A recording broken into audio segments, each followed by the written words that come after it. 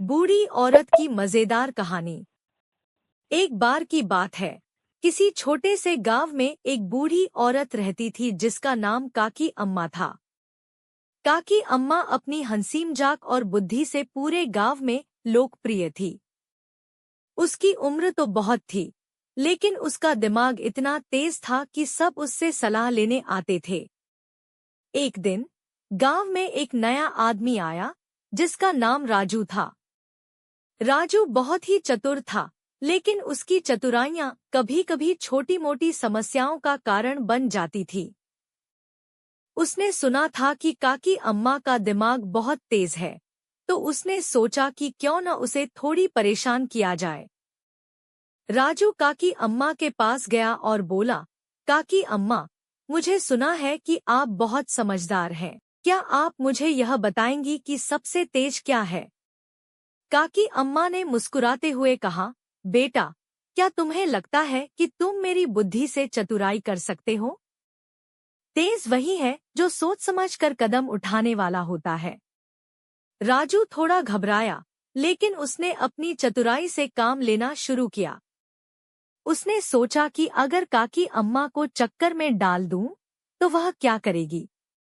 उसने कहा, काकी अम्मा, जरा इस गली से गुजरिए जहां एक बड़ा पेड़ है। उस पेड़ पर एक पक्षी है जो सबसे अनोखा है। अगर आप इसे देख लेंगी, तो जल्दी से मुझे बताइए। काकी अम्मा थोड़ी देर सोचकर बोली, ठीक है, लेकिन अगर मुझे वो पक्षी नहीं मिला, तो तुम्हें मुझे एक काम करना पड़ेगा। राजू ने खुद पर भरोसा करते हुए कहा, ठीक है, क्या करना होगा? काकी अम्मा बोली, तुम्हें गांव के लोगों को कहना होगा कि वे सब हमारे बारे में बातें करते हैं, लेकिन उन्हें यह नहीं पता कि असली बुद्धि क्या होती है। राजू आश्चर्य में था, लेकिन उसने मना नहीं किया।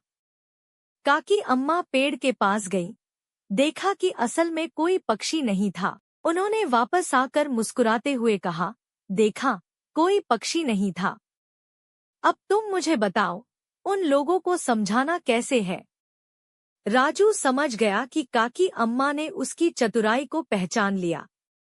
उसने हंसते-हंसते कहा, काकी अम्मा, आज से मैं आपको कभी परेशान नहीं करूंगा।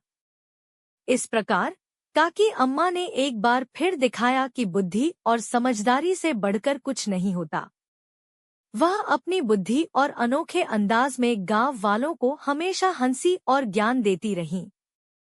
आखिर में सबने यह सीखा कि कभी भी किसी की बुद्धि को छोटा नहीं समझना चाहिए, चाहे वह किसी के लिए कितना ही बड़ा क्यों न हो।